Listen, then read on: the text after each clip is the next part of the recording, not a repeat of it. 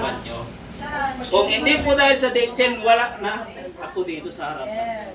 Patunay ko po yan. Nung nasimplang po ako sa motor to 2024, kaya hindi ko natin ng anniversary eh. Oh, dahil nasimplang po ako sa motor. Alam niyo yung nabagok ako yung ulo ko, namaga to eh.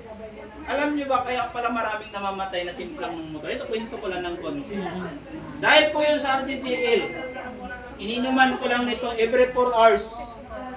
5 nito, Spirulina RDGL. Every 4 hours.